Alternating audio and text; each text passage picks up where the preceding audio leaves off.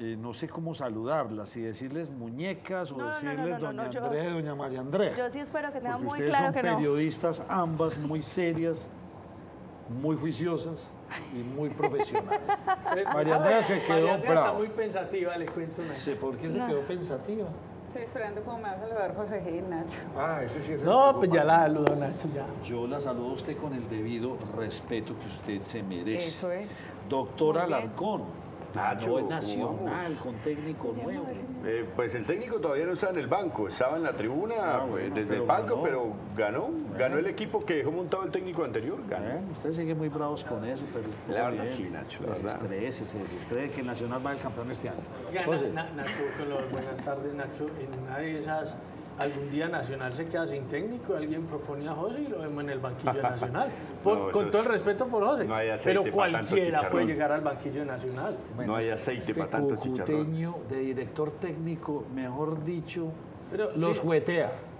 Como dicen aquí, los juguetea. No. Ustedes, los cucuteños Yo lo son bravos. freteo sin Ustedes los cucuteños ser el son, técnico, Nacho. son bravos, ustedes son bravos.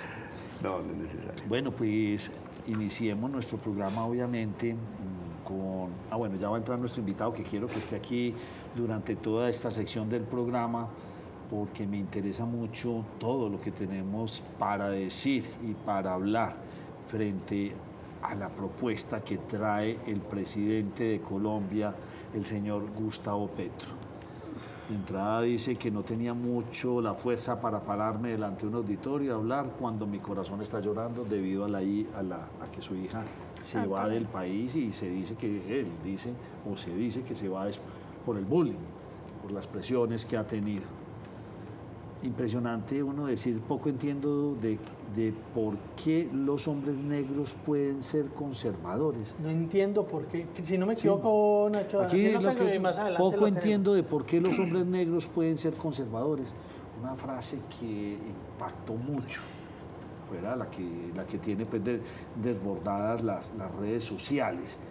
Pero ¿qué pasó? Y es que los negros en este país no son libres de pensar y de pertenecer a la línea política que ellos quieran.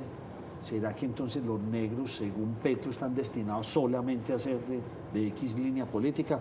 Ustedes seguía, pues vamos a ampliar esto. Yo le estoy hablando de las que me tienen a mí pues como un poco impactado. Hay un dato que él tira mucho y con mucha fuerza. Pero Nacho, si quieres se los vamos tirando porque No, yo hago mi preámbulo y espero que nuestro invitado se siente. Esos jóvenes fueron llevados a las cárceles por miles, los mismos que hoy hipócritamente hablan de Venezuela. Y él habla de miles y me puse a averiguar cuántos fueron los miles. Y le voy a decir, los miles no son tantos miles como dice el presidente Petro. No fueron miles de muchachos metidos a la cárcel. Estamos hablando de unos 200 y pico, los cuales han sido judicializados una pequeña parte, no muchos. Él habla de miles, es como si aquí hubiésemos tenido una cacería impresionante cuando se dieron estas marchas violentas, las cuales él está defendiendo a capa y espada. Pero condena en Venezuela. ¿Ah? Pero las condena en Venezuela. Sí, pero él defiende esto a capa y espada si hubiesen tenido violencia, o sea, todo lo que pasó, las está defendiendo el derecho a la protesta con violencia. Es entendible, porque él protestó desde las huestes de la guerrilla. Claro, con y la violencia. guerrilla no ha protestado, digamos, muy pacíficamente, que digamos, don Néstor Julián Restrepo, ¿cómo me le va? Nacho, muy buenas tardes, muchísimas gracias por invitar. Los colombianos nos hemos dividido entre Quijotes que aún cabalgamos y los que quieren matar a los Quijotes, silenciarlos. Pues, muy sorprendido está el país. De hecho, pues, ahora pues, creo que lo que se puso en redes muy fuerte fue que estaban esperando la serie de Cantinflas, una película de Cantinflas y se Fue como un error en el caso de uno de los canales de no fue un televisión. a la hora error. de O sea, intervención. en las redes lo volvieron la presentación más cantinflesca que haya tenido el presidente Petro. Así lo tienen en redes durísimo, José. No hay que decir, no lo estamos inventando. Pero Nacho, yo no creo que en ese canal, en el canal en el que puntualmente se les fue eso, es que le quisieran decir No, es que pues, a Petro que no es estamos Cantinflas. hablando del canal, estoy hablando de lo que pasó en redes. Y en redes lo comparan con Cantinflas. Ah, Durísimo. No, ¿Sí? Cantinflas es un genio, Nacho. Cantinflas es una leyenda. Iniciemos entonces porque realmente este fue un discurso que se dio el día viernes. Correcto. pero que ayer se retransmitió por todos los canales. ¿Sí?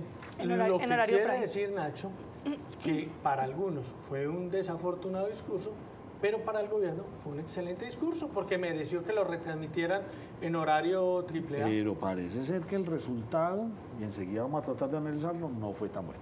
Arranque usted, don José Gil. Sí, Nacho, como usted lo decía al principio, el presidente empieza justificando su incumplimiento a un evento del día anterior con los magistrados de las altas cortes. Él lo justifica este incumplimiento en la situación y en el viaje de su hija, en la salida del país. Habla de una situación de que su hija estaba viviendo prácticamente una situación similar a la del fascismo en la peor época en Italia. Pero uno se pregunta, esa irracionalidad que él manifiesta tienen sus detractores y quienes critican a su hija, no es lo mismo que ellos hacían desde que cuando estaban en la oposición. Pero veamos lo que dice el Pero presidente. igualmente no lo justifiquemos. No tiene ninguna no tiene presentación ninguna justificación, que Nacho. una persona como su hija. No, y menos una sea persona cosa así. menor de edad Sí, y por sí, el eso simple hecho sí, pues. de ser solo su hija. Sí, eso Pero no de tiene todas precaución. maneras, tristemente, están pagando con la misma moneda. Veamos la primera intervención del presidente. Pues ahora me toca vivirlo en estos 2 días que hemos pasado aquí, yo en medio de mi luto, porque mi última hija se va. No me atreví a realizar actos públicos ayer, incumplí, gobernadora, uno, que era muy importante, pero no tenía mucho la fuerza para pararme delante de un auditorio y hablar cuando mi corazón estaba llorando. Adelante el presidente. Padre, calmado. Ok, Para eso necesitamos al profesor Néstor acá. Profesor, se victimiza, se humaniza un poco ahí, porque esto es algo que le puede pasar a cualquier padre que no le gustaría que a sus hijos le hagan acoso y todo esto. ¿Se está victimizando o cómo ve usted esa parte del discurso? Yo creo que son las dos, es victimizarse, lógicamente es una forma de justificarse en el poder político, ahorita es muy común, pero también es la lógica de mostrarse cómo me están atacando y cómo me atacan lo más vulnerable y cómo me muestro precisamente como eso, o sea, como un ciudadano que al igual que muchos inermes del país también lo están atacando, entonces sí, también es una forma en cómo los gobiernos o el gobernante como tal también usa esa retórica. Sí, no, y es una retórica, como lo acabo de decir, válida. Es que pues, puede ser el presidente, puede ser el papa, pero no, o sea, no se meta con mi familia, pues, o sea, es que una cosa son ellos, otra cosa soy yo.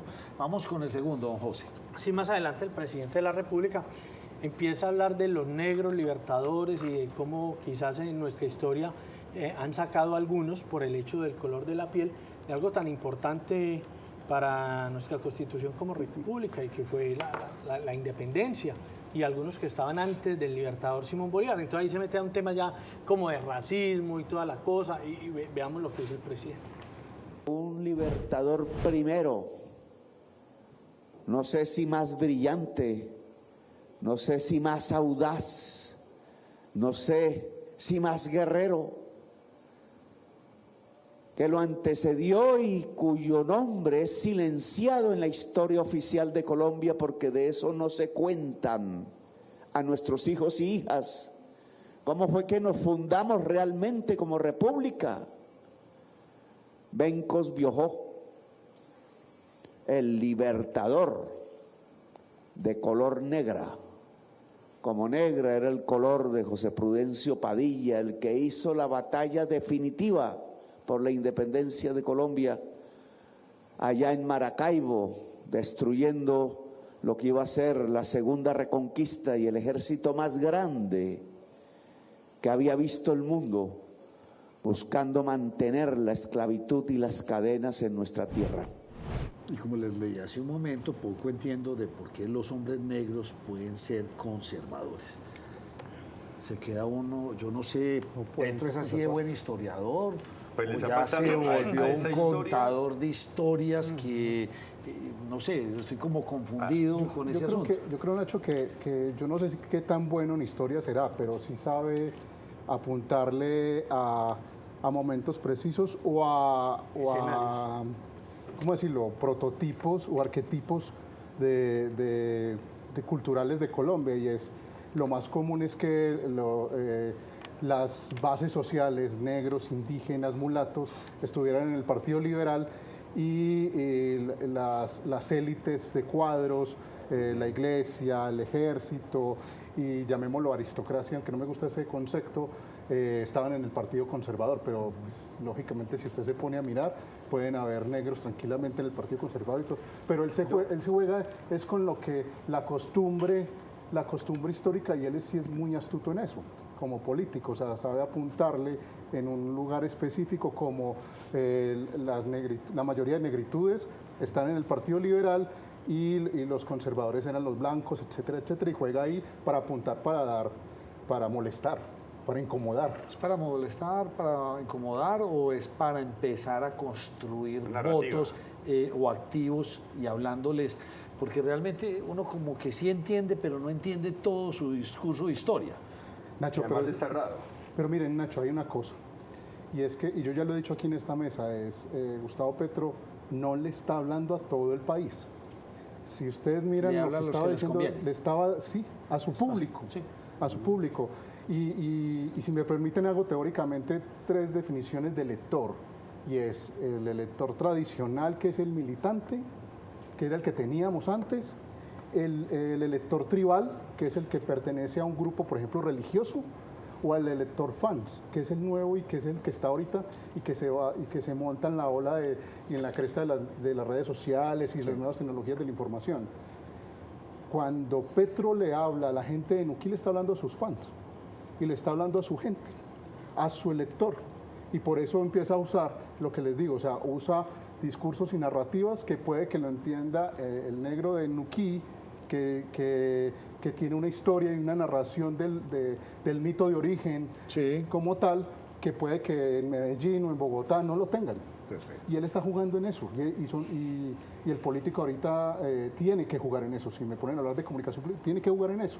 Petro es una persona que si lo llevan a ese escenario, le va a ganar a muchos, porque sabe perfectamente dónde montarse en el escenario que tiene que montarse. Y como nosotros vemos la historia, nos comemos todo el cuento. ¿Por qué no contó la historia completa de qué fue lo que hizo Bolívar con el general Dessalines cuando Dessalines le prestó los barcos que él nunca le devolvió? El primero que le dio la espalda a los haitianos cuando los haitianos apoyaron a Bolívar fue Bolívar. Sí, pero usted sabe lo que está diciendo aquí el profe. Sí, es que claro, Petro, total. O sea, lo que pasa es que esa es la cultura, Nacho. Nosotros, ¿por qué nos comemos esos cuentos? Porque no sabemos la historia. Yo le digo, lo que pasa es que Petro en estos discursos de tarima, que son más bien de campaña, acomoda la realidad muy bien acomodada. Entonces la acomodó, eso lo que la acomodó y la puso para que me la copiara. Pero esa no es la verdad. Hay una incoherencia. ¿Quién es el padre del Partido Conservador en Colombia? Y él sabe que usted, que tal vez una persona de comunidad, no de pronto es como José Gil, Ancho, pero los que estamos aquí, que vamos y consultamos en Wikipedia y miramos cuál es la realidad. Si es verdad o no, yo lo hago frecuentemente, dicen pero uno va porque uno sabe cómo son las fake news. Sigamos. Bueno, más adelante, como lo mencionaba José, el presidente habló del papel de los negros haitianos en nuestra independencia. Ahí dentro de esa narrativa que uno interpreta es obviamente, y como lo dice el profe, hablarle a esa Colombia profunda y a ese escenario en el que estaba. Él estaba en el Chocó y estaba hablándole a su gente. Pero no solo eso, más adelante empezó a hablar de la libertad, de los libertarios. Recuerde que él es progresista y demás, y se viene con una crítica, entre comillas, a los libertarios, y continúa con su discurso que yo pienso es muy segmentado, pero Nacho, uno dice muy segmentado a esta población, pero recuerde que las intervenciones del presidente como esta, y casi todas, pues tienen repercusión a nivel nacional, y como lo dice el profe, aunque es para ese público, terminan teniendo incidencia en todo el país. Y antes de que lo rodemos, ahí me quedo con un pensamiento que desde hace días lo vengo diciendo. Hasta los años 70, 80 teníamos liberales y conservadores. Después de los 90 empezamos a hablar de izquierda y derecha. Y ya entró en la temática. Ahora se va a hablar de progresistas y libertarios. Veamos qué se dice. Sojuzgaron a nuestro propio pueblo. La palabra libertad fue una mentira incumplida. La palabra igualdad ni se diga hasta el día de hoy. Hablar de igualdad en Colombia suena a subversión, suena a algo satánico, prohibido por la Biblia.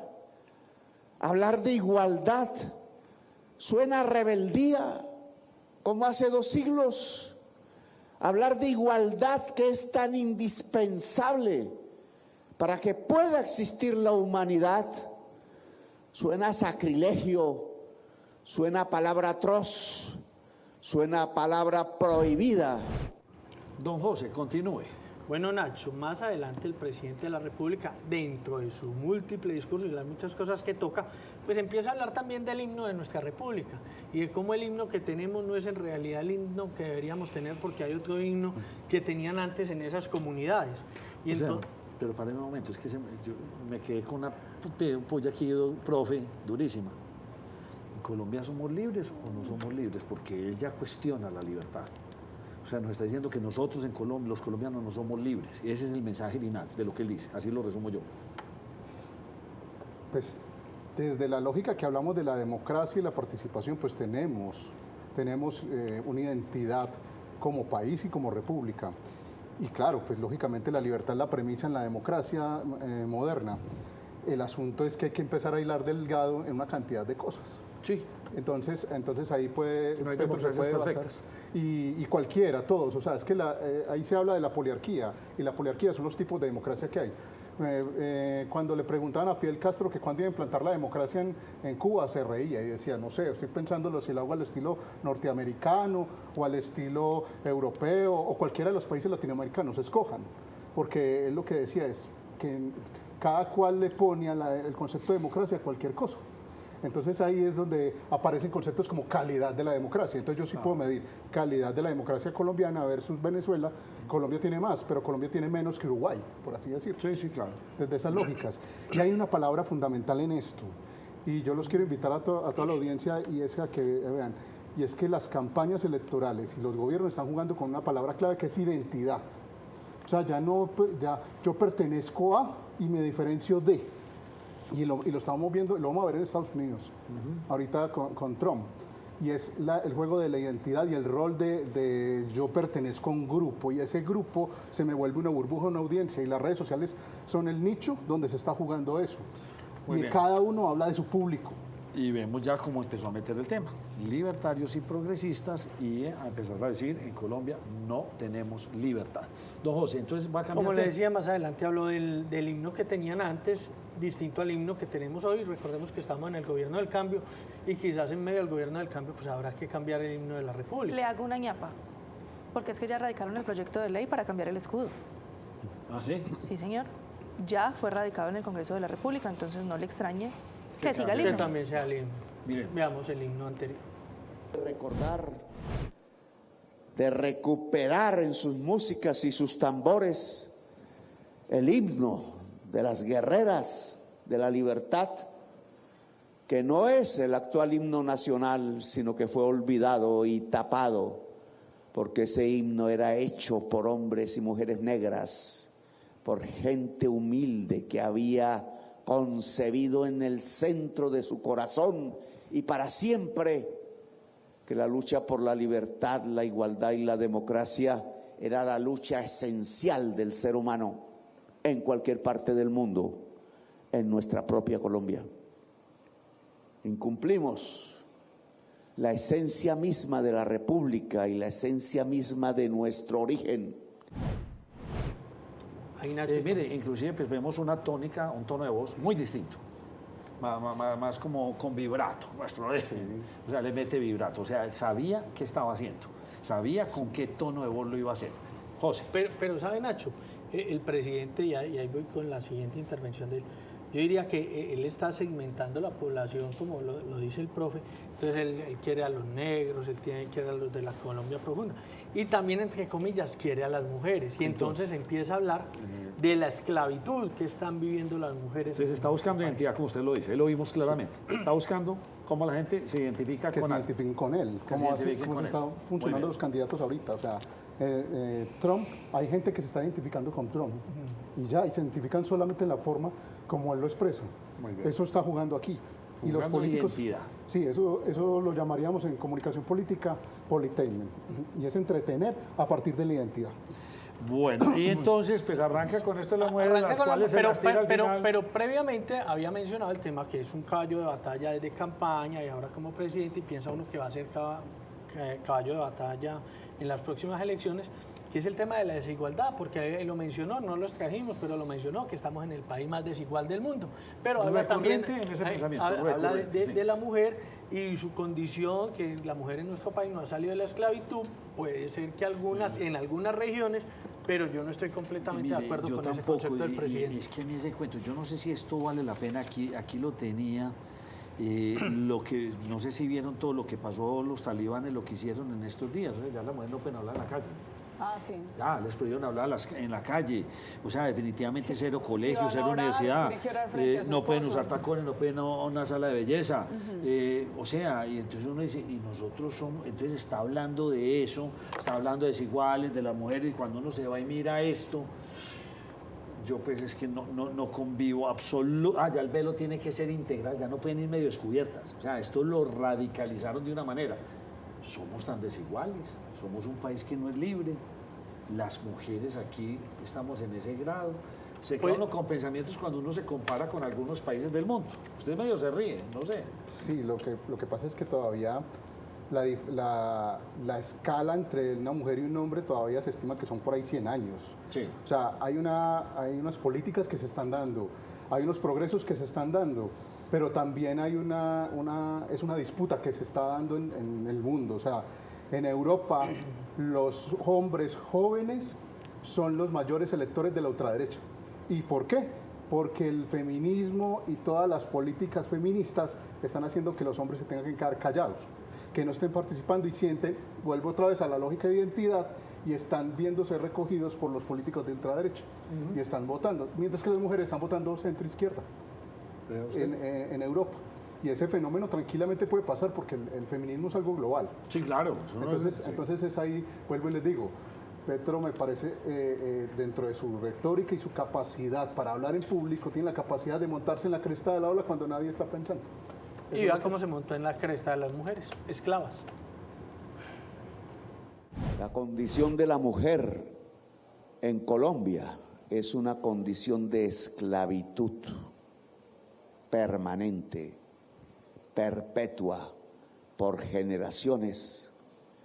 Se conducen a la madre, a las hijas, a las nietas, igual que antaño, a la esclavitud, a tener que obedecer al hombre en silencio, a servirle, a cocinarle, a lavarle todas sus inmundicias, a aceptarle todo lo que quiera. Es el señor de la casa, el que primero debe ser servido en la mesa, el que mejor tiene que comer, así no quede comida para el hijo o la hija, como pasa en La Guajira. El señor, de nuevo, como era el señor de la tierra, como era el señor del poder, ahora el señor sobre sus hijos, sobre su, entre comillas, mujer, sobre la mujer de Colombia. Pues bueno, está hablando temas bien interesantes y está logrando lo que dice el profesor, que todos estemos hablando de lo que él dijo. Lo está logrando. Y lo está logrando, más adelante les voy a explicar el por qué, según mis fuentes en el día de hoy. Porque hablar de todo esto quiere decir que hay otro trabajo, underground, como dirían, por debajo de tierra. Ahorita hablaremos del tema. José, continúa. Sí, Nacho, y lo mencionábamos, pues carajo, en Colombia hay 40 millones de mayores de edad, por hablar pues de los que pueden ejercer el derecho al voto. ¿Y la mitad son de mujeres? eso, un poco más de la mitad son mujeres, un poco más de 20 millones. Dentro de ese porcentaje de 40 millones hay una cantidad considerable que son de raza negra. Entonces él va ganando sus nichos, da la pelea con pequeños nichos. Finalmente el presidente de la República habla de la hipocresía, de los que critican supuestamente la dictadura de Venezuela, pero no hablaron de la 3 veces más dictadura que se vivió acá en nuestro país. Y hace lo que muchos consideramos una declaración desafortunada cuando habla de unas periodistas y las considera como muñecas de la mafia. No, perdóneme, usted se queda así muy juicioso, no. Es algo reprochable lo que dijo el presidente. Yo me opongo a esto. Y es insultante. Sí, Nacho. es insultante y yo, Nacho López, estoy totalmente en desacuerdo. Esto no tiene ningún sentido para una persona que viene a defender a las mujeres y luego las estigmatiza. Esto es reprochable y estoy en contra y creo pero que ¿sabe aquí qué? todos... Pero ¿sabe para mí qué es lo peor, Nacho, en medio del discurso de Gustavo Petro? Que entonces él está defendiendo a las mujeres, en la intervención anterior lo vimos, Y más adelante, al cierre del discurso, habla de las periodistas mujeres, que son muñecas de la mafia. Por eso le estoy diciendo. Y en ninguna parte habla de los periodistas hombres. No, y entonces él termina siendo más sí, machista que todos. Pero yo vuelvo y juego con mi pensamiento. Respeto el trabajo de María Andrea, respeto el trabajo de Andrea Sear, son grandes profesionales, no son muñecas de nadie. O sea, de pronto lo dijo para vosotras, no, lo dijo para todas las periodistas de este país. Eso le cae a todas. A todas. Es un irrespeto lo que yo mejor dicho, yo siento que las tocaron a ustedes dos.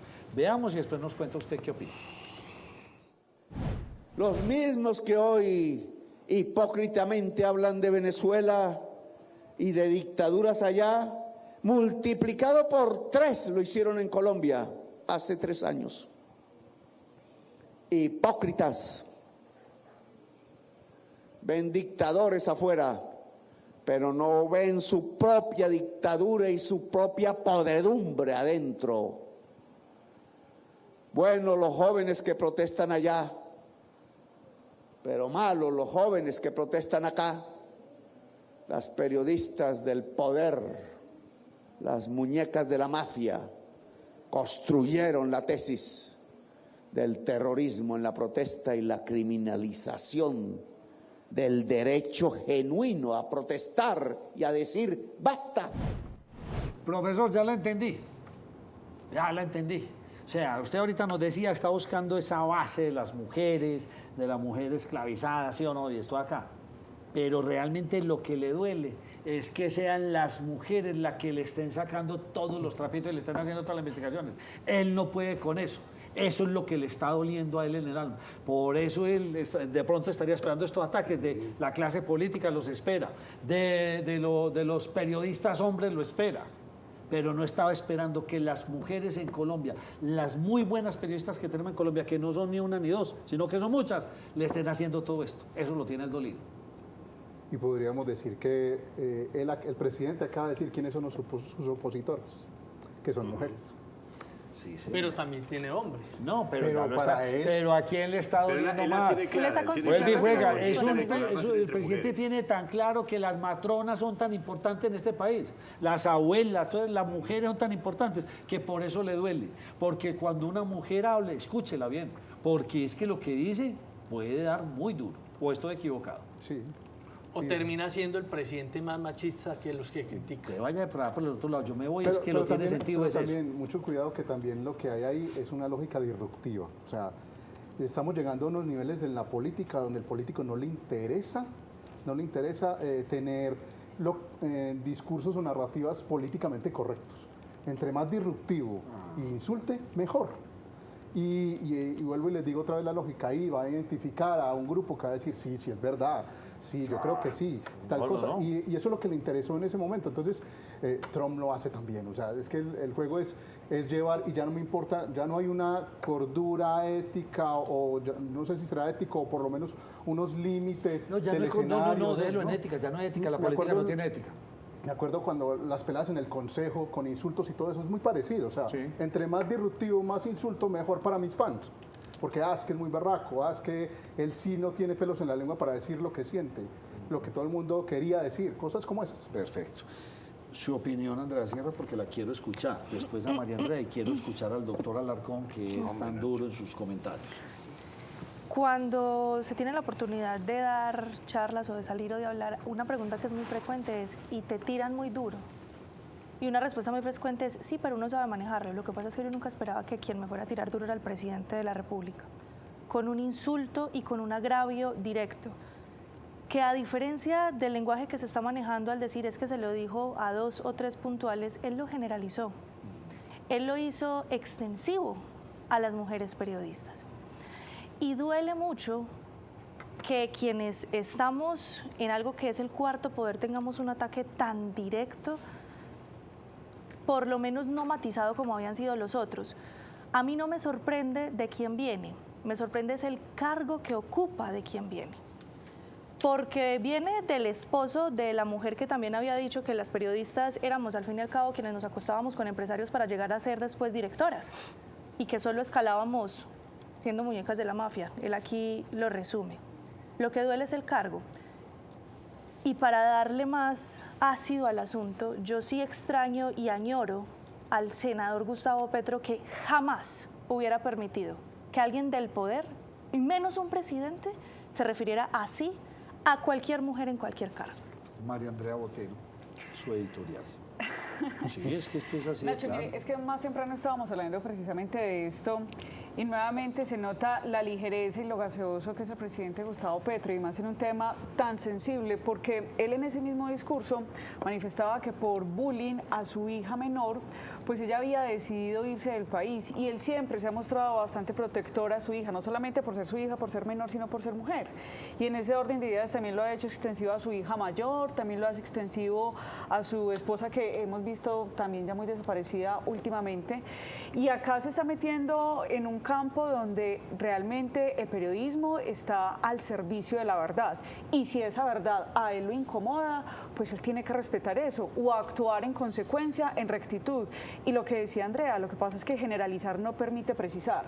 Y en ese orden de ideas, en Colombia hay unas mujeres periodistas que son tremendas, y uno realmente, acá con Andrea siempre tratamos de hacer las cosas por la línea que corresponde, que es la rectitud y la verdad. Él ahí realmente no sé a quién le querían lanzar ese ataque cuando minutos antes estaba defendiendo a su hija y se iba también en contra de los que le hacían ataque a su hija, y él mismo le está atacando. Doctora, ¿usted qué es tan duro? Nacho, mire, yo creo que Gustavo Petro acaba de masacrar el gran trabajo que hicieron y que han hecho las mujeres durante tanto tiempo con los medios de comunicación. Yo no sé incluso qué habrá dicho, qué habrá pensado, qué habrá pasado por la cabeza de Ginette Bedoya, que si ustedes la recuerdan fue esa periodista que fue víctima de secuestro, de 1000 atrocidades, que fue víctima de la violencia. Que fue violada en Que una fue cárcel violada cuando en fue a una hacer la cárcel, sí, noticia. total, por estar detrás de una noticia. Entonces, ¿qué pasa por la cabeza de un presidente que conoce la historia de las periodistas mujeres, una historia como la de Ginette Bedoya, y se atreve a utilizar los micrófonos y su poder, porque Petro hoy tiene el máximo poder del país, para atacar a un grupo determinado de mujeres? Ahora, él habla de las muñecas de la mafia. Me encantan los temas cinematográficos, Nacho, y yo soy muy amante de la televisión. ¿Saben a mí a quién me acuerda o a quién se me parece el señor Gustavo Petro? A Aerys II, de Game of Thrones, mejor conocido como el Rey Loco. El Rey Loco veía enemigos en todos lados, el Rey Loco veía conspiraciones en todos lados, el Rey Loco pretendía encender King's Landing, que era la capital de Westeros, porque veía enemigos en todos lados. Y yo a Petro lo veo como el Rey Loco de Game of Thrones. Profesor, usted ahorita decía, don Néstor, que le apunta a las mujeres duro, pero usted también decía, por otro lado, que el feminismo ya realmente es algo muy fuerte. ¿Cree usted que metió las patas con ese comentario a nivel nacional? Porque no afectó solamente a los periodistas, no afectó a nosotros, sino que, o sea, a la mujer. O sea, si yo fuera el asesor de Petro, estaría muy preocupado porque no está teniendo tino para decir las cosas, pero es que me late que también es lógica de la estrategia, de lo que le acabo de decir, tengo que ser disruptivo y no me importa si tengo que insultar para poder llevarme por encima a mis enemigos políticos. ¿O será que la estrategia es otra? Y se la voy a plantear a todos aquí. Hay una charla que tuve muy larga esta mañana, me decían, sí, pero estamos todos hablando del discurso, todos hablando de todos los globos que tira Petro. Ya tiene los magistrados de la Corte Constitucional, ya tiene fiscal, está que se gana la presidencia de Cámara y Senado, ahí va trabajando todo ese asunto. Ya va caminando con procurador, ¿sí o no? Banrepública ya creo que va a tener 4, ¿sí o no? Ejecución de presupuesto el año pasado. Pues, yo no quiero ser exagerado, pero casi que llegando a 0. Ejecución de presupuesto este año, yo no quiero ser exagerado, pero casi que llegando a 0. ¿Será que nos están desviando la mirada mientras van socavando por otro lado este país para llegar a cooptarlo y quedarse ahí? Porque ¿qué va a pasar con esta ejecución del presupuesto? No es que la plata se perdió, la plata no se desapareció, la plata está ahí, sin ejecutar. Veremos el Festival de los Millones el año entrante, para la próxima campaña. Ahí le dejo ese pensamiento. Y hay un director de orquesta como Cristo que sabe manejar perfectamente la política interna de este país y a los políticos. Entonces yo creo que el juego siempre es, eso se llama politamen, llevarnos a entretenernos, ponernos novela nueva cada 8 días, todo lo que hacía semana de decirnos cuál era la agenda del lunes, ya lo hacen los propios gobiernos. Sí, y señor. es ponernos la agenda y está ganando, porque pone el encuadre, nos dice el tema, y el tema, yo no sé si llamarlo superficial, pero está por fuera de lo político, que puede ser algo muy interesante. Y ahí o sea, lo del presupuesto, Caballero hacía, el experto en encuestas, hacía un análisis que está rodando mucho en redes sociales, como si ustedes hacen la tendencia de las encuestas, él está entre el 30 y 40%, sin ejecutar presupuesto, como lo estás diciendo. Si él empieza a ejecutar y le salen 2 o 3, la cosa puede cambiar. Mientras que los opositores siguen pensando en la pelea de turno, que si salió con una muchacha o quién era, que si va a haber reforma constitucional, son piedritas cada 8 días. Y ahí va, ya tiene va. todos estos, Eso ahí va va, marchando. señores, ya todo esto está colonizado. Eso es empezar a cooptar el Estado, es empezar a cooptar la democracia. No podemos obviar que él es buen político, es de los políticos que todavía sabe hacer. Yo creo que Uribe, Germán Vargas Lleras, Petro, Pero, Nacho, saben ese escenario que perfectamente usted cómo nos pinta funciona. ahí, y creo que el profesor nos puede dar una explicación de eso. Ese escenario que usted pinta ahí se ve gobierno tras gobierno. Ternan el fiscal, ternan procurador, siempre lo ternan. Entonces, a la final, nunca vamos a tener cierta independencia en esas IAS, porque finalmente le tocan 2 años Está al bien, de turno hago y una 2 años pregunta, en contra le hago del una que llegue. pregunta de fondo que es la que uno se hace, y usted me la puede responder. ¿Qué tan demócrata es Petro? Porque ese es el gran riesgo. De pronto los otros lo hacen y que han sido demócratas, ¿sí? ¿Qué tan demócrata es? Pero entonces viene el asunto. Era Uribe un demócrata, se hizo reelegir. Santos era un demócrata, se hizo reelegir y se quería perpetuar, o solamente fue por un tiempo. Ahí es donde quedan esas dudas.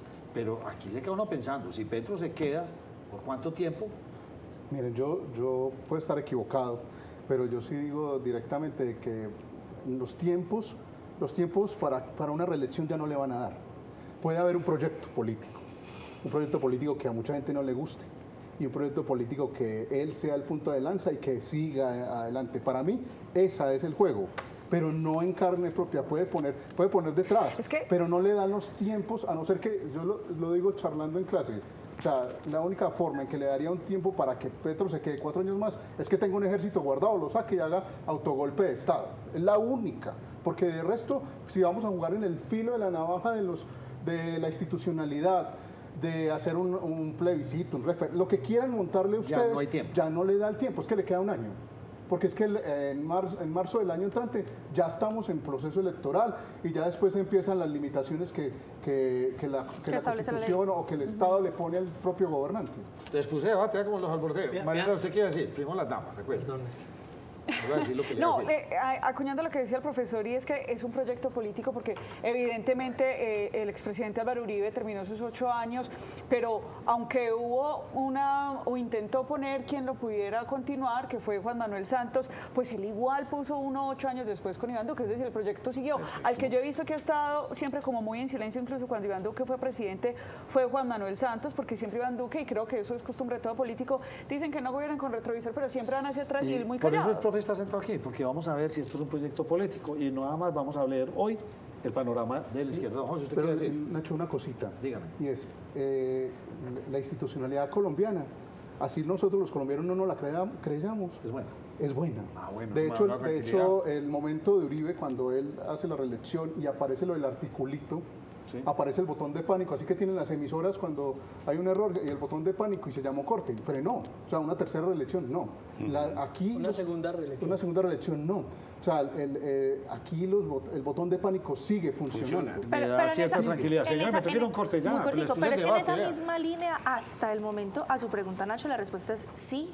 Él hasta el momento se ha comportado como un demócrata, él ha respetado hasta Él el juega momento. la línea. Él ha insinuado 1000 cosas, él ha escrito 1000 cosas, él ha propuesto 1000 cosas, pero él va ahí. Él hasta el momento no ha hecho nada. O si no es él, son nosotros. O sea, la oposición, llamémoslo oposición o llamémoslo las cortes, ha frenado cosas. José, rápidamente su Nacho, comentario para irme al corte. Finalmente, frente a lo que usted mencionó puntualmente, es cierto lo que dice María Andrea, pues todos los presidentes llegan en algunos entes con los del gobierno anterior, y sobre la mitad del gobierno es que empiezan a llegar los de él. Y eso es lo que le está pasando a Gustavo Petro. Estamos en la mitad del gobierno y ya están llegando los de él. Los de él. La gran diferencia, Nacho, es que mientras... A mí en algo se me parecen las narrativas con Daniel Quintero, que inflaba globos en la medida que había escándalo. Y el presidente está inflando globos, pero entre Daniel Quintero y Gustavo Petro hay una gran diferencia. Daniel Quintero inflaba globos que los inflaba para desinflar el anterior escándalo. La gran diferencia con Gustavo Petro es que Petro se cree los globos que infla. Esa es la gran diferencia. Es que es si un tema de usted no la cree, mentalidad. ¿para qué la dice? Él se los... Señores, vamos a una muy breve pausa. El ex candidato a la presidencia de la República, Rodolfo Hernández, estuvo en esta mesa en varias oportunidades. Hablé muchas veces con él aquí de su propuesta de gobierno, lo que él se imaginaba, empresario bumangués, una persona que construyó mucha vivienda de interés social, pero supo darle un toquecito adicional. Y eso hizo que consiguiera mucho dinero. Se presentó, creo que él fue alcalde de Bucaramanga. Sí. Muy, Fue concejal de Piedecuesta, alcalde de Bucaramanga. muy criticado con muchas cosas. Su hijo inclusive pues, dice que tuvo algunas situaciones indelicadas con el proceso. Creo que Vitalogic. Vitalogic. Correcto. Pues murió en el día de hoy. Sí, señor, murió en la tarde, después de especulaciones que se habían presentado, Nacho, porque en la mañana se había dado pues una primera información en la que hablaban de su deceso. Sin embargo, la clínica en la que se encontraba, pues salieron a decir que no, que él estaba respondiendo de manera favorable. Sin embargo, en este comunicado que compartieron más o menos al mediodía, pues ya daban la información concreta del deceso. Él se encontraba en el Hospital Internacional de Colombia y en la causa, o ellos dicen, se da por complicaciones que responden a ese cáncer de colon que lo venía agobiando. 2 semanas permaneció en unidad de cuidados intensivos, hoy pierde la lucha contra el cáncer.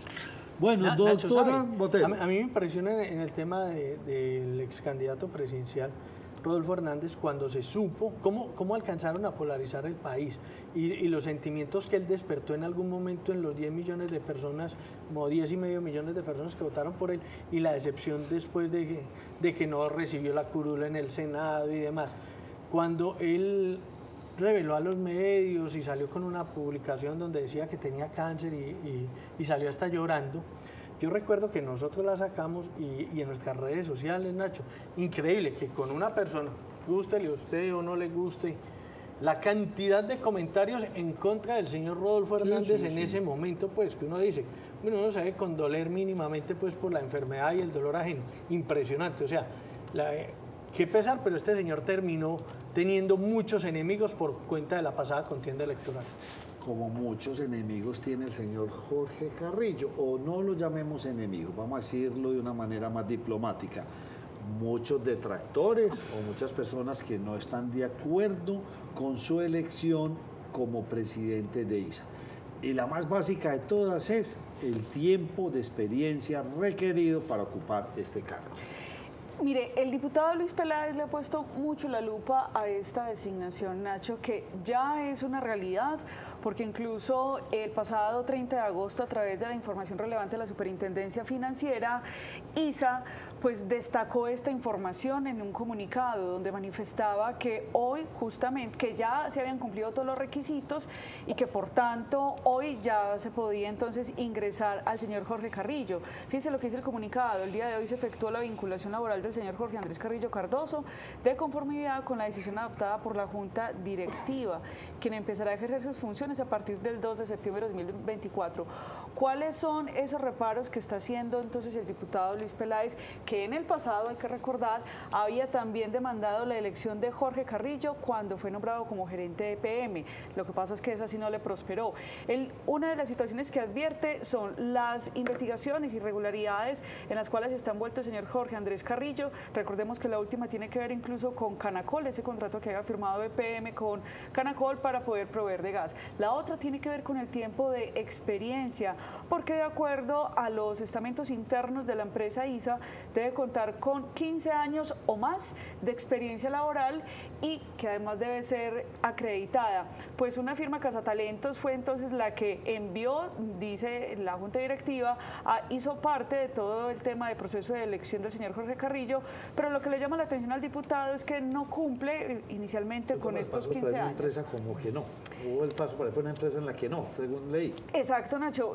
Hay diferentes dudas porque si es una empresa como ISA se debe cumplir al pie de la letra, por lo tanto el diputado va a demandar esta elección a pesar de que ISA ya lo haya hecho entonces presidente a partir de hoy. Yo vuelvo y le digo a usted, profe Néstor, ¿quién ganó ahí? ¿Quintero o Petro? Y recuerden todo lo que le conté. Petro ha ido poco a poco haciendo esto, lo que dice Mariana, en todas las presidencias, pero en esta hay unos temores. ¿Este Carrillo quién es? Pues no, yo no me atrevo a hablar mucho así personalmente y más que todo de estas, eso es por fuera de lo político, ¿no, Nacho?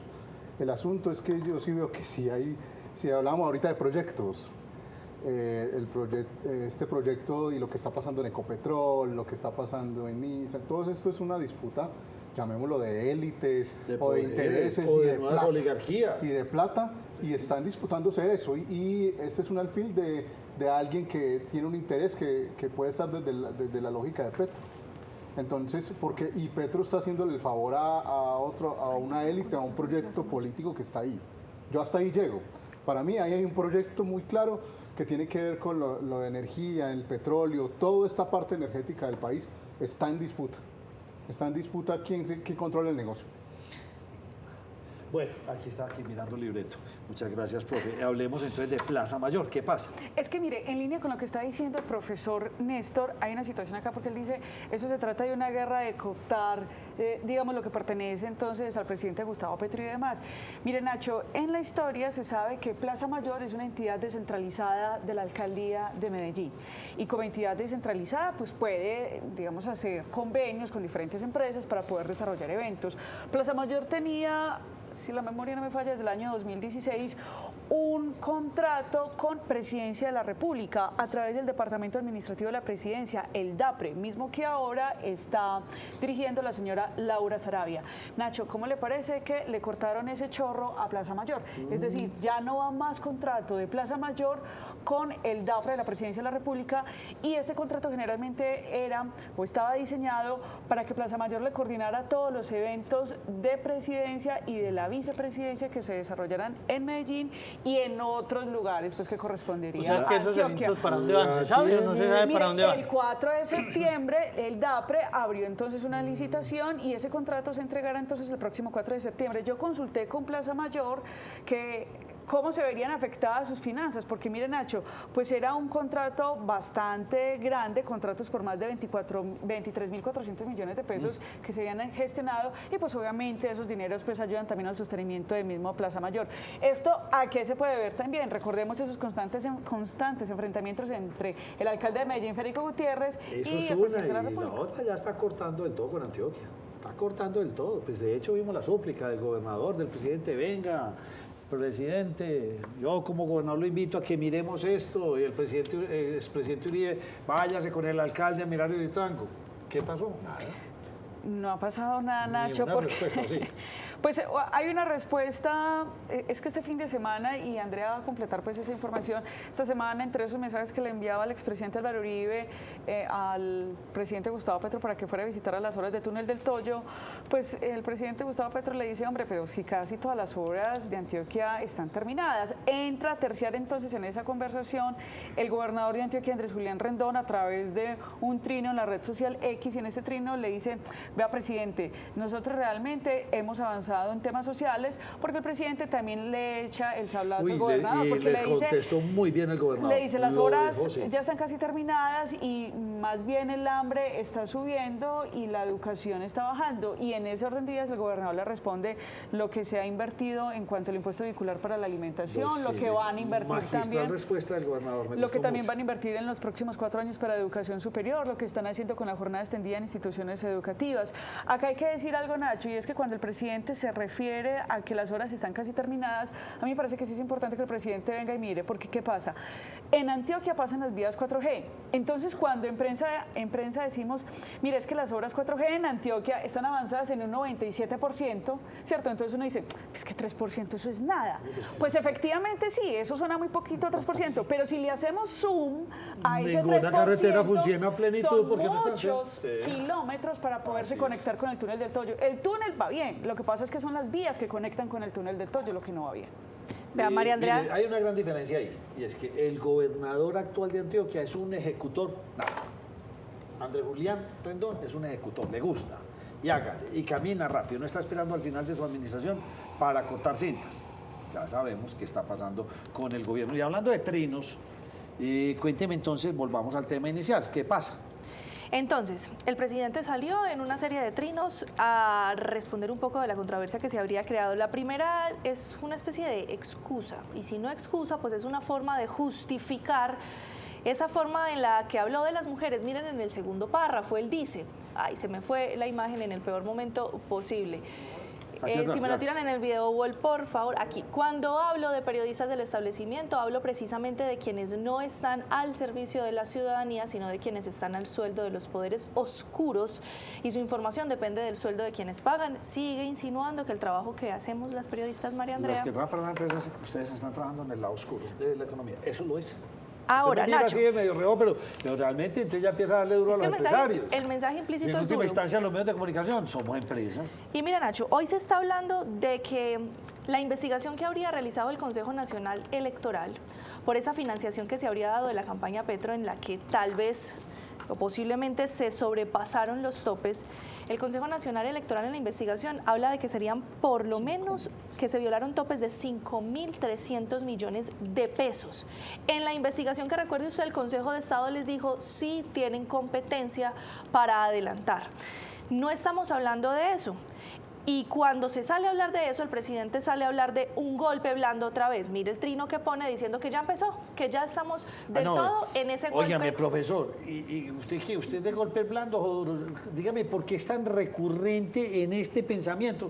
A ver, ¿qué es lo que dice? Se ha organizado para dar el golpe de Estado, lo anunciado se desarrolla. Pero mire, el pueblo que me eligió dependerá que el designio oligárquico se vuelva realidad o los derrotaremos de nuevo. Pero venga, me deja mostrarle. Pero déjeme, yo quiero escuchar qué dice el profesor frente a este golpe blando. No, es simplemente una estrategia, la misma estrategia, les digo, miren, es la estrategia del héroe, el villano, la princesa. Entonces, ¿Y ahora quién le crea esto? no, claro, es Porque que es viene una siendo lógica recurrente en que me van a el golpe blando. y es la persecución política. Entonces vuelvo y les digo lo mismo, ese es el mejor escenario para Petro, llevarlo allá. O sea, si esto prospera y se va dando vueltas sobre la demanda del Consejo Nacional Electoral, lo único, yo estoy hablando desde lo electoral, no es que sea legal o no legal, y es que le va a dar todo el pie para montarse en la idea de la persecución y que me están viendo, y es potencializar y hasta podría ganarles una elección. Vuelvo a lo mismo, a una lógica de controlar la agenda. Pero es muy llamativo, Nacho, o sea, al expresidente Álvaro Uribe Vélez, cuando le hacen o lo llaman a juicio, ahí sí celebramos que la justicia funciona, que sí es para todos, pero si lo persiguen a él, entonces ya es un golpe de Estado. Gustavo Bolívar se metió en la pelea. No. Y Gustavo Bolívar tira este trino, donde él le responde, no creo que se atrevan, presidente, saben las consecuencias, ¿soy yo o suena amenaza? Y muy preocupante. Y se vio tan encartada la nueva defensora del pueblo, Iris Marín, con ese pronunciamiento que le tocó también salir en sus redes a decir, no, qué pena, yo sí puedo estar nombrada, pero acá no vamos a permitir eso. No hay espacio para estigmatizaciones o agravios frente a las periodistas. Nada lo justifica, no somos muñecas ni instrumentos de nadie. Pues le tocó salir a responder. Oiga, pero se demoró Iris, porque yo vi todo el discurso y termina el discurso que 3 minutos antes del final es cuando el presidente habla de las muñecas de la mafia y ella salió dándose besos y todas las cosas con el presidente de la República. Oiga, sí. Yo Como siendo que Iris después no me recapacitó. posiciono ese día. Les No voy me a tirar posiciono. en este momento, antes de irme con usted, doctor Alarcón, Nacho, en este momento los camioneros están haciendo manifestaciones en Sancela, en la autopista Medellín-Bogotá. Hay tráfico reducido, pero se puede llegar a cerrar. Buenas tardes, en el momento se presenta cierre de la calzada Medellín-Bogotá en el sector industriales por manifestaciones de los camioneros. Esto irá cogiendo vuelo poco a poco, A mí me gracias quedó al una doctor duda Vélez por decir. Nacho, con el tema de la CPM y la vez pasada el señor Anderson Quiseno, cuando le preguntábamos, o sea, están haciendo una protesta por el aumento de la CPM, pero creo que hace 2 años no se la aumentan, o sea, ¿qué es lo mínimo que se les debería entonces aumentar? Porque pues, No, ellos está tienen que les claro que es lo aumenten mínimo. tampoco. Lo que pasa es que el gobierno no quiso negociar con ellos como lo dijo él aquí. Pues cortaron todas las comunicaciones, eso fue lo que nos dijo, y no Sí. quisieron seguir negociando. Entonces el el- gobierno, ¿qué dice este ministro? Me voy 2.000 ya, 2.000 en 6 meses, 2.000 el año entrante. Y ahí sí ya ¿Qué es lo no que- quisieron qué es lo conseguir. que- Es decir, en 2 ¿qué es años, lo que- ¿cuánto qué es lo que- tendría En que haber un año, aumentado? en año y medio va a subir. ¿Qué es lo que hacen los transportadores? Ellos dicen, según nuestros estudios, el combustible a precios de producción, a costos de producción, debería estar entre 10.500 y no, es la 11.000 regla, pesos. pues, que siempre han dicho, o sea, claro. 1.500 pesos. De tajo le suben 1.941 pesos y les anuncian que les van a subir otros 4.000 pesos en el próximo año. Entonces, hay que sentar postura. Bueno, usted tiene un especialista muy bueno. Usted, hombre, José lo dice aquí, es que el presidente es un kamikaze. O sea, esto, la subida de la gasolina, pues la gente la aceptó con mucho dolor en el alma, pero ahora subir el precio del diésel, ya que pone el tema aquí María Andrea, ¿cómo este gobierno es tan osado? ¿O será que tiene tan buena credibilidad que entonces otra reforma tributaria, ya se le han caído todas las habidas por haber, crisis en el sistema de salud, y ahora dice voy a subir la gasolina en 6.000 pesos? O sea, ¿es entendible en este gobierno? ¿Usted cree que va a lograr entonces sí hacer toda esta campaña para reelegirse o para que siga su misma corriente política? Si vamos a lo electoral en estos momentos, yo no creo que Petro en estos momentos sea capaz de endosar, de llevar a otro lado. De hecho, eso es lo más impopular que hay, subir la gasolina en un país. Sí. O sea, porque somos colombianos y no pasa como en otros países de la región donde subir la gasolina significa un golpe de Estado. Pero ¿sabe, profe, qué es lo que pasa? Que en la lógica del presidente Petro, en su lógica, los que consumen gasolina directamente son los ricos. De las Pa- Toyota. Sí, él lo ha ricos, en dicho. su lógica. Pero Entonces los ricos no tienen moto o los que tienen moto son ricos. Pero los que bueno, una tienen cosa moto. es la El que gasolina, tiene un ahora camión, hablemos del diésel. el Es que que no me tiene cambia el camión es tema, rico. usted me lo cambia. Yo Hablemos creo del que- diésel. Yo creo que él se está jugando una carta y es primero, está usando una lógica autoritaria. Yo soy el que mando. Y segundo, esa lógica autoritaria le da la posibilidad que después diga, mire, vea, pensándolo bien, no voy a ser tan malo con ustedes y puedo, no sé, no me lo estoy inventando en estos momentos, pero usted está diciendo que se puede una patraciar para que vean que no es tan que no- autoritario. sí, o sea, puede jugar con eso, pero y está jugando es con lo que debió de subir, porque lo que dice María Andrea, o sea, a todos nos subió la gasolina exponencialmente. Y por el precio diésel no ha subido en internacional y 2 todo. años o 3, Sí, tiene razón María Y entonces Andrea. es jugar con una Sí. carta que puedes tirarla para después devolverla un poco. Desde esa lógica de negociación, negociando de una manera autoritaria, no poner al otro lado a que venga a negociar y que me imponga cosas, no, es que soy yo y en mi potestad yo le cedo. Profe, ya enseguida vamos a entrar con el tema, que lo invitamos a usted, pero me alegra mucho que nos haya acompañado durante todo este tiempo. No, porque nos ha ayudado con muchos aportes y me parece que cambiamos un poco. En este no sé si usted puede aportar. ¿Usted está de acuerdo con los osos? Los osos que hace Colombia en el mundo. Hubo uno en Rusia, cuente a ver qué pasó. No, pero no. A ver, sí, son colombianos, pero Nacho, lo que pasa es que imagínese que fuimos con un equipo pirata a Rusia. Un Y equipo no los pirata. piratas de Bogotá. Y no los piratas de Pero Bogotá, un no, equipo no. pirata ¿De de De qué? baloncesto, Nacho. Un quinteto ficticio. qué se Cristian imaginó? Mosquera es uno de los que presuntamente es implicado en haber hackeado cierta información de la Federación Colombiana de Baloncesto y terminó recibiendo la invitación de Rusia. Usted sabe que por el tema del conflicto con Ucrania, Rusia está vetado de todas las competencias oficiales, de FIBA y demás, así que Rusia organizó un evento que se llama la Copa de la Amistad. Pronuncien el ruso que es complicado. Entonces resulta que el chico número 6 que vemos aquí en pantalla, este es el uniforme de la selección. Sí, fue el cerebro del caso, tiene 25 años, él vive en Rusia, se dio cuenta que iban a hacer la Copa y reunió unos quintetos que juegan al baloncesto en la capital de la República por entretenimiento y que uno que otra liga menor y demás, y se fueron, Nacho, a jugar en Rusia la Copa de la Amistad. sin tener el aval de la federación, sin ser los jugadores de la federación. ¿Sabe en qué se dieron cuenta? En el oso que hicieron. El primer duelo que jugaron, lo jugaron contra el FC Parma de Rusia, es un equipo de la liga primaria de Rusia y la diferencia fue de 100 puntos, 150 a 50. Entonces, está bien que nosotros no somos la NBA, pero que Rusia nos meta 100 puntos de diferencia tampoco. Bueno, eso quedó así. ¿En dónde vino la brecha grande? Cuando se enfrentaron a Venezuela. Venezuela, por cercanía con Rusia, pues tiene la invitacional y resulta que Venezuela nos dobló 50 puntos. Y la brecha entre el baloncesto colombiano y el venezolano se cerró mucho.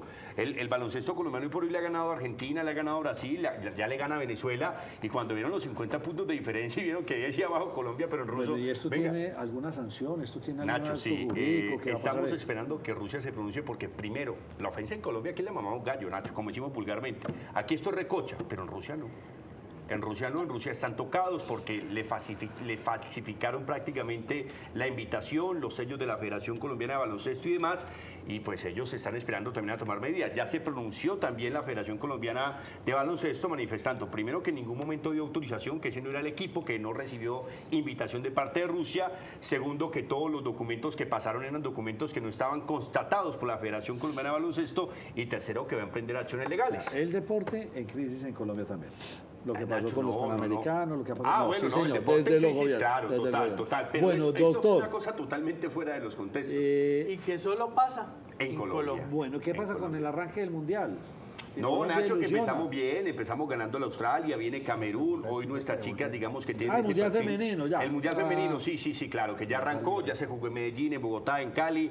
El próximo partido lo tendremos mañana a las 8 de la noche. Sáqueme de una duda, ¿cómo estuvo la asistencia? En Bogotá muy buena, Nacho. Aquí en Medellín sí nos faltó un poquito más, en Cali también fue bastante movida, pero eso depende también de los equipos que jueguen. Como jugó la selección Colombia, que es la selección nuestra, pues obviamente el Campín estuvo Pero si lleno. es la selección oficial, Sí. no fue traída pues, de otro No, país. no, esa es la selección de La trajeron de Rusia, Paniagua, no la trajeron la que niñas viene de la que Rusia, viene a ya. ser subcampeona Entonces, del yo ya tengo mis sub-17. dudas, tengo mis dudas esa con es la esto que oficial, pasó la que de es, los las chicas que nos basquetbolistas. representan, sí, no, total. ¿Qué pensará Tello al ver a la selección allá en la... Hagamos, le queremos mostrar esta gráfica, la primera gráfica, y es de los precandidatos de la izquierda que estamos viendo en la actualidad. Y ahí aparecen todos estos nombres y quise irme un poco más allá. Luis Guillermo Morillo, Iván Cepeda, María José Pizarro, Gustavo Bolívar, Camilo Romero, Roy Barreras, Daniel Quintero, Carlos Caicedo, Susana Muhammad, Verónica Alcocer y Carolina Cocho. Estas tres últimas me han dicho a mí que a Susana Muhammad de pronto la están empoderando para la alcaldía de Bogotá y que en determinado momento se ha pensado que Carolina Cocho también puede ser una alternativa para la ciudad de Medellín. Silencio absoluto con Verónica Alcocer. De todo este panorama, algún ungido tiene que haber. No sabemos si es de la dimensión de Petro, pero algún ungido tiene que haber. ¿Cuál cree usted que Petro ungiría? A Bolívar le gustó eso de la campaña en Bogotá, a Bolívar le gustó eso, y él dice que es capaz. Pero usted, ¿qué ve ahí en ese ramillete? Y empecemos, Luis Gilberto Murillo. Aquí ha estado sentado en la mesa, me Es pareció una un tipo muy buena inteligente, es un señor bueno. No sé por qué se fue pero tanto. no lo aporrió mucho esa Cancillería. Sí, lo va a aporrear mucho, pero miren, yo con Está muy todo bien respeto voy a hacer una analogía. Voy a tomar, y porque Petro y Uribe se parecen mucho en esto, y es que juegan al ruedo de gallos de los gallos de pelea, y es tirarlos al ruedo y, ¿A quemarlos? y elige el menos desplumado. El que quede con más plumitas, ese es.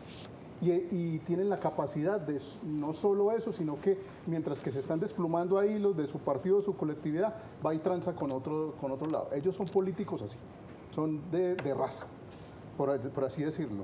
Y lo hace Uribe y estoy seguro que lo tiene Petro en la cabeza. Entonces, por ejemplo, un Murillo de esa lógica de identidad puede ser perfecto para un candidato de las márgenes, como llamamos, o todo lo que se avivó en esta campaña, y es que para ser presidente se elegía a partir del eje Costa Caribe, Barranquilla, Cartagena, Bucaramanga, Medellín, Bogotá, Cali. Y ahí estaban las élites y ahí se escogía, pero lo que pasó en esta campaña pasada es que apareció un elector diferente que era todo ese margen. La periferia, Siempre, sí. La periferia estuvo ahí y eso lo puede cooptar una persona como Murillo, que es muy prestante y tiene todo eso y a la gente se le podría olvidar muchas cosas si quieren, le perdonan a otras, pero hay uno que desde hace rato está en campaña y ha mandado a sacar libro y todo, y es el más astuto de todos los que ustedes me mostraron ahí, que se llama Roy Barreras. Mostremos la gráfica otra vez, por favor. Y Roy Barreras... Roy Barreras, ¿hace cuánto quiere la presidencia? Sí, claro. Sí, míralo ahí. Sí, yo los puse a todos. Pero Yo me la voy con todo lo que ustedes. Yo me lo fui más allá. Pero Nacho, me pregunta, ¿y por qué no está Claudia López? Porque está Claudia en López está en el centro, José. Y ya ella No, se no, declaró. izquierda. Y esto estamos hablando de los candidatos afines a Petro. Y Claudia ¿Y López será no que es afín. Claudia López no es afín a Petro? Lo están diciendo todos los especialistas. Usted no la vio Dígame, celebrando con este es mal Petro el pensado. título. Dígame usted que... Depende, pues, la depende en presidencia. qué mes se baje en la máquina del tiempo. No, yo creo si que- se baja A ver, en profe, usted es el en que sabe, elecciones. usted es Yo el creo que especialista. la estrategia es muy sencilla para las próximas elecciones, o sea, hay que hacerla del alpinista, hay que cortarle la cuerda al que está abajo para yo subir. Claudia López por debajo, o sea, las negociaciones en política se hacen por debajo, no de frente. Y esa negociación puede estar en que yo te voy a atacar acá y por debajo vos me apoyás. Y es ahí donde las bases que se tienen, y por eso les digo, mucho cuidado con ese 30% que se está manteniendo constantemente Gustavo Petro, porque son unas bases que son el case para arrancar. Cualquiera de estas candidaturas puede arrancar con ese 30%. Entonces usted va a un Roy Barreras ahí A mí metido. un Roy Barreras, por lo que es él, mire, lo ponemos a la izquierda. O sea, Roy Barreras puede aparecer en cualquier lado, tiene bases políticas, Y él mismo, tendrá el tiene clientela, tiene reconocimiento. todo, y conoce perfectamente. No, y tendrá el reconocimiento del pueblo, que Pero es que se necesita. Lo puede conseguir, o sea, Lo de puede hecho, conseguir. de hecho lo que hace él es alejarse, hacerle la estrategia al alpinista. Desde hace rato se salió del gobierno, se fue para una embajada, a pesar de ser el mismo gobierno, ya la gente perdió la percepción de que existe o no existe y puede aparecer en cualquier momento. Y sacarnos el libro con la vida de Roy Barreras y decirnos que ayudó en la paz, etcétera, y construir su narrativa. Mire, en cualquier José momento puede Fernando pasar. Gil nos hablaba en estos días que veíamos recurrentemente a la Pizarro en las diferentes gestiones del presidente en todo el país. La vimos acompañándolo. ¿Cómo suena ahí la Pizarro entonces? A mí me parece que la están perfilando. La están perfilando. Sí, o sea, es que es un proyecto político, Nacho. Esto es un proyecto político, no podemos sacarlo así como si fueran outsiders todos independientes, ¿no? Ahí puede haber un proyecto político donde Pizarro puede salir y puede pegarle, pero para mí lo que hay es un proyecto político donde se va a hacer contar y después se puede sumar a alguien y generar una candidatura fuerte para el 2000 ¿qué? 26. 2030. Sí, 2030 puede ser. Está Pero joven. venga, pues, póngame la gráfica, por favor. Pero entonces, ¿esto se tendrá que depurar en algo? ¿Usted cree que Bolívar tendrá la bendición de Petro? Pues es la mano derecha y tiene algo que los candidatos, que muchos candidatos de eso no tienen, con excepción de Roy, y tiene autofinanciación.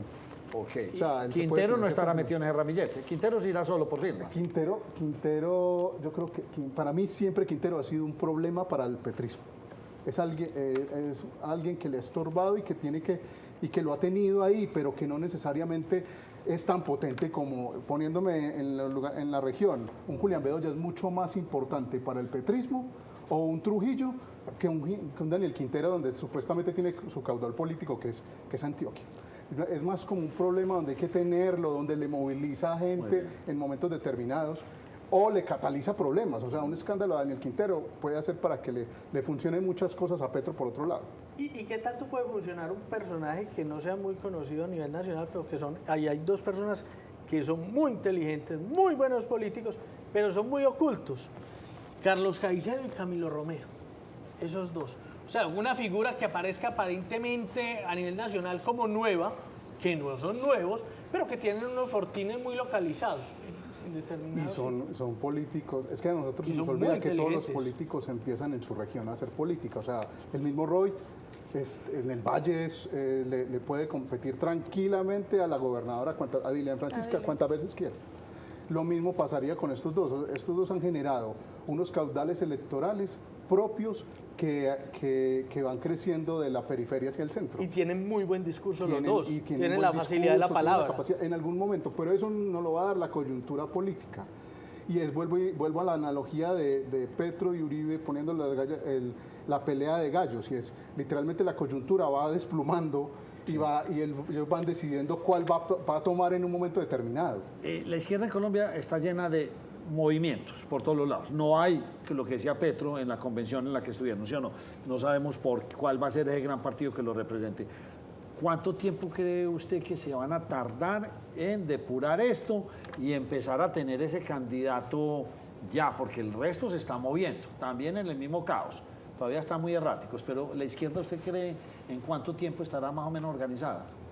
Yo he hecho casos, análisis, por ejemplo, el fenómeno de Antioquia. En Antioquia la izquierda está desbaratada. O sea, lo que pasó con Robledo y con el Moir aquí en Antioquia, de hecho hay una incisión ya también del Moir. Entonces, aquí en Antioquia yo no le veo como, pero en otros lugares, en el Caribe colombiano y en Bogotá, yo sí creo que sí están organizando más hacia la lógica de Petro. O sea, Petro sí los está organizando y también esos colectivos también se están yendo. O sea, por ejemplo, la vicepresidenta está muy callada y alejada, pero sus colectivos sí se están moviendo. Claro, en la periferia, es que usted lo que tiene razón, la periferia es la que va a marcar. Claro, y tuvieron intención, y vamos a ver listas de ellos. O sea, para esta elección, lo que les aconsejo es que vayan mirando cómo se van moviendo las campañas no presidenciales, sino cómo se van moviendo la campaña y las listas a Congreso. Porque ahí vamos a ver apuestas muy claras de listas que van a ir saliendo, donde va a estar el CASE, lo que yo lo llamaba el CASE y las bases.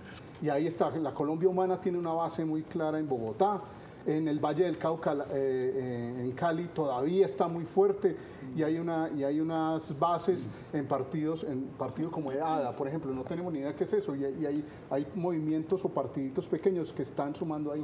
Poco a poco. Vuelvo a mostrar la gráfica, y me toque ya, qué pena con ustedes, la gráfica. O sea, usted todavía no apuesta por ninguno de estos. Yo, por lo que conozco y lo que he estudiado, a mí Royce me parece una carta, y él dice, yo ya soy, ya me toca. Última pregunta que me voy. Que no tenemos ahí a Francia Márquez. No, francamente. No, pero ella se ha intentado desligar del gobierno nacional, incluso se ha separado de posturas del presidente. Que no. De hecho, por eso las tres las pusimos abajo, porque son posibles candidatas para unas alcaldías o gobernaciones. Pero Francia ya no quiere nada. Pues yo estoy seguro que va a tener listas al Congreso, va a sacar su más colectividad, por ese su lado, partido. sí.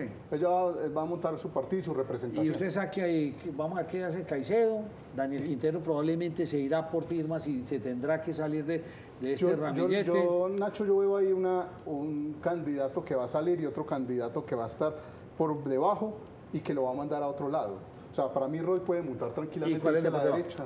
Roy puede mutar y tranquilamente irse a la derecha. Volver a dar otro bandazo. Tranquilamente lo puede hacer. Es que no podemos olvidar, es que es un camaleón, sabe manejar perfectamente la política colombiana.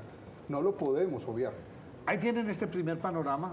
Nuestro profe aquí nos lo analiza. Tendremos que seguir hablando de este tema aquí en la primera mesa de opinión de Antioquia. Profe, gracias por todo el programa. Me gustó mucho. A ustedes. Sobre todo ese análisis del famoso alocución del presidente Petro. Gracias. A usted.